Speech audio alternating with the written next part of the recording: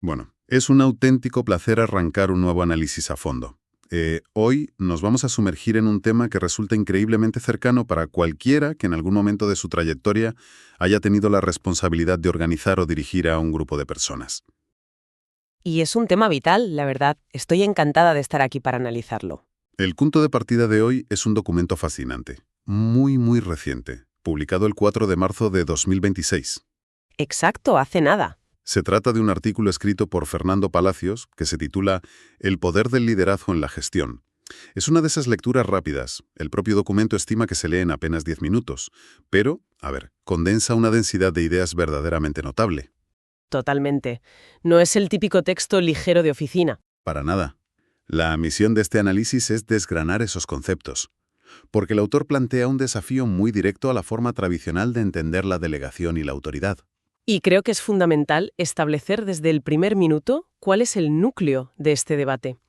Porque el documento no es un manual de autoayuda corporativa. ¿Qué va? Huye bastante de eso. Sí, busca diseccionar de forma muy analítica qué significa estar al mando en el entorno actual.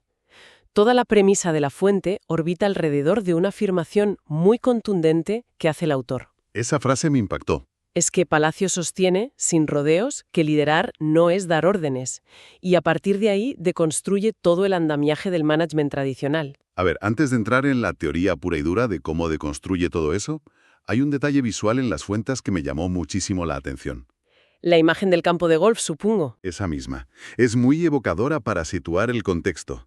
Se ve a un líder de pie, en medio de un campo de golf impecable, amaneciendo, y está señalando hacia el horizonte. Pero lo curioso es lo que tiene alrededor. Exacto. El contraste es brutal, porque flotando en el aire aparecen interfaces digitales, paneles de evaluación de rendimiento, gráficos de datos tridimensionales. Todo esto viene respaldado por la iniciativa Working for Golf, de RNA. O sea, estamos en el terreno de la gestión profesional de clubes deportivos de altísimo nivel. Claro. Pero al leer los argumentos de Palacios, la sensación inmediata es que esto tiene aplicaciones completamente universales. Es que el contexto visual de la industria del golf funciona como una metáfora excelente.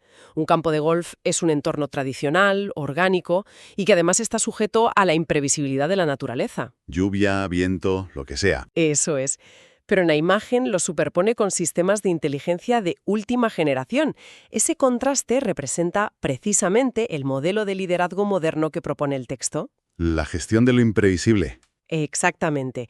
La gestión de elementos humanos e imprevisibles apoyada por estructuras analíticas muy rígidas.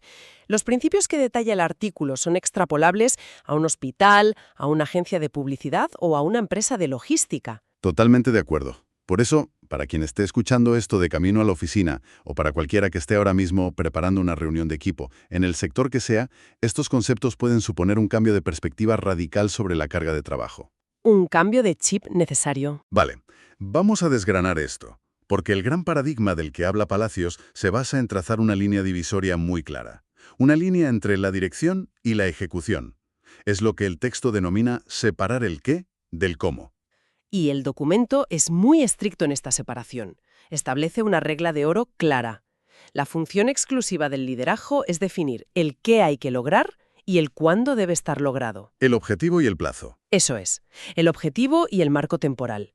En el momento en que un líder empieza a dictar los pasos exactos para llegar a ese objetivo, está cruzando la línea hacia la ejecución. Ya no está liderando, está ejecutando a través de otro. Tal cual. La responsabilidad real de quien dirige no es redactar un manual de instrucciones paso a paso, sino desarrollar el criterio en el equipo para que sean ellos quienes descubran y ejecuten el cómo. Para visualizar esto de una forma más cotidiana, me gusta pensar en una analogía que encaja bastante bien. Es como configurar un GPS antes de iniciar un viaje. Me gusta esa comparación. A ver, la función de quien lidera es introducir el destino final, que sería el qué, y establecer a qué hora se necesita llegar, el cuándo. Pero la persona que va al volante, el equipo que está en el día a día, es quien tiene que decidir qué carril tomar. O cómo sortear un bache repentino. Exacto. Si hay un accidente, más adelante deciden cómo recalcular la ruta.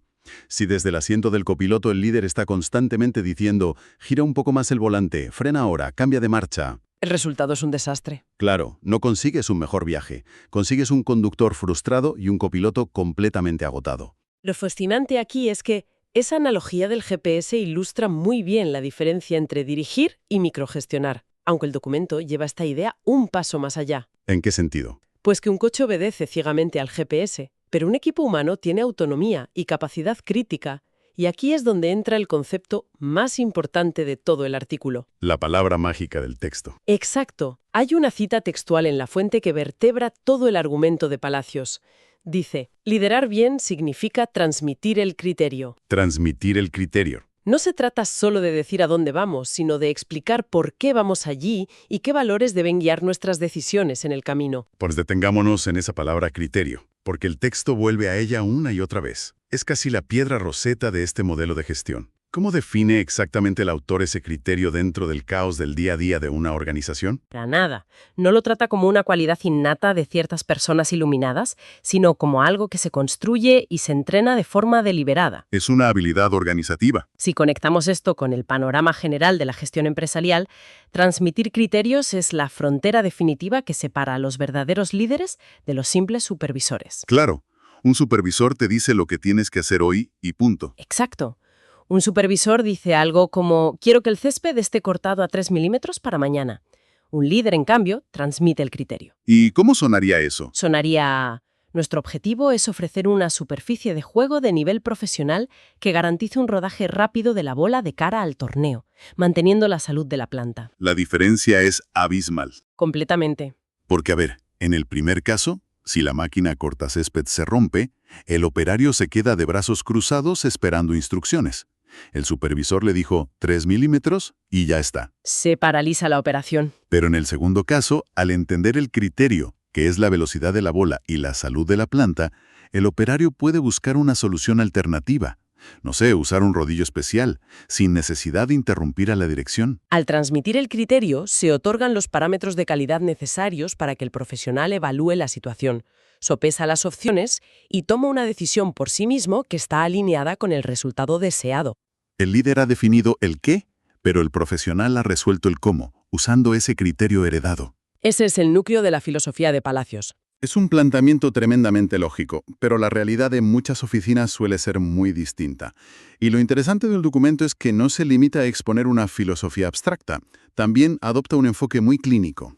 Diagnostica problemas reales. Exacto. El texto enumera 3 síntomas de alarma muy concretos que evidencian lo que él denomina un liderazgo débil. Sí, la capacidad analítica de la fuente brilla especialmente en este diagnóstico. Palacios identifica 3 patrones de comportamiento que surgen inevitablemente cuando falla la transmisión de criterio. Vamos a repasarlos. Son responsabilidades diluidas, decisiones confusas y conflictos repetidos. Vamos a examinar esos 3 puntos con calma porque describen situaciones que son el pan de cada día en incontables entornos laborales. Empezando por el primero, las responsabilidades diluidas. Es un clásico. Es esa clásica situación donde un proyecto fracasa, se incumple una fecha de entrega y de repente todo el mundo parece mirar hacia otro lado. Es el equivalente corporativo al meme de los 3 Spider-Man señalándose unos a otros. Nadie es dueño del error porque nadie se sentía dueño del proceso. Tal cual. El texto argumenta que esa dilución ocurre precisamente porque el equipo operaba bajo órdenes estrictas, no bajo un criterio compartido. Claro, se limitaban a obedecer. Si alguien se limita a seguir instrucciones a ciegas, siente que su responsabilidad termina en el momento en que ejecuta la tarea encomendada, independientemente de si el resultado final tiene sentido o no. La culpa siempre será de quien dio la orden. A sus ojos, siempre. Luego tenemos el segundo síntoma, las decisiones confusas. Esto se ve muchísimo cuando un equipo está avanzando en una dirección, invirtiendo horas de trabajo, y de repente la dirección exige un giro de timón radical sin dar ninguna explicación. Para el equipo parece un capricho absoluto. Y ese sentimiento de capricho destruye la motivación por completo. El autor señala que las decisiones parecen confusas cuando el equipo desconoce las variables que maneja el líder. Le falta contexto. Exacto. Si el líder no ha compartido el contexto, pongamos por caso un cambio repentino en el presupuesto o una nueva regulación legal que acaba de salir, cualquier instrucción parecerá arbitraria. Y desorientará a toda la organización. Inevitablemente. Y finalmente, el tercer síntoma, los conflictos repetidos. Ese fenómeno del día de la marmota. El más frustrante de todos. Es que pasa mucho. Una reunión de coordinación un viernes por la tarde termina siendo un debate acalorado sobre exactamente el mismo problema de asignación de recursos que ya se había discutido el viernes anterior. Y el anterior a ese también. Exacto. Ese es el síntoma más desgastante. Según el documento, los conflictos se cronifican cuando las decisiones se toman por imposición jerárquica para apagar un fuego a corto plazo, En lugar de ir a la raíz. en lugar de utilizar el problema para establecer un criterio general. Al no haber un criterio claro, ante la misma situación, los distintos departamentos volverán a chocar una y otra vez. El texto es muy concluyente aquí. Estos tres patrones no son simples ineficiencias del día a día. Son el fracaso directo del liderazgo. Ante un diagnóstico tan severo, es natural preguntarse cuál es el tratamiento. Y aquí es donde el documento prescribe algo que a menudo se malinterpreta: la delegación. Pero el autor hace un matiz crucial. No es delegar por delegar. Exacto. No se trata de delegar para vaciar la propia bandeja de entrada y quitarse trabajo de encima, que es el error clásico. Se delega con un propósito absolutamente estratégico. La fuente subraya que la verdadera delegación no consiste en transferir tareas tediosas. El objetivo es, y cito textualmente, transferir espacio de decisión y desarrollar criterio en el equipo. Se delega la autoridad. Se delega la autoridad para resolver problemas, no solo la ejecución del trabajo manual. Y aquí es donde la cosa se pone realmente interesante. El texto describe un punto de inflexión en la madurez de una organización. Es un cambio de dinámica espectacular. Cuando quien dirige tiene los objetivos perfectamente definidos y el equipo ha asimilado el criterio que hay detrás de las decisiones, el equipo deja de alquilar su tiempo y empieza a adueñarse de la ejecución. Y el impacto operativo de ese cambio es inmenso. El autor explica que al transferir esa especie de decisión, se diluye por completo la necesidad de emitir órdenes constantes. El papel de la dirección evoluciona. Deja de ser una torre de control que autoriza cada movimiento y se transforma en un arquitecto de capacidades. Me gusta ese término, arquitecto de capacidades. El propósito último del liderazgo en este modelo es generar un ecosistema donde los profesionales, y esta frase es clave en el texto, saben pensar y decidir con evidencia. Saben pensar y decidir con evidencia. Es un concepto muy sólido. Totalmente. Y claro, hablar de decidir con evidencia en la gestión moderna, recordando esa imagen inicial del campo de golf envuelto en paneles holográficos y flujos de datos, nos obliga a abordar el papel de las herramientas digitales. Es imposible ignorar la tecnología hoy en día. El autor dedica una parte sustancial del artículo a explicar cómo encaja la tecnología en este entramado de liderazgo y autonomía. La tecnología es el gran facilitador de este modelo, pero Palacios es sumamente meticuloso a la hora de categorizarla. No mete todo el software en el mismo saco. Para nada. El documento estructura el ecosistema tecnológico en dos niveles operativos claramente diferenciados. El primer nivel lo constituyen los sistemas de información. Que vendrían a ser las herramientas de gestión más cotidianas, ¿no? Los cimientos digitales de cualquier operación. Así es, son aquellos sistemas diseñados para capturar, registrar y organizar datos.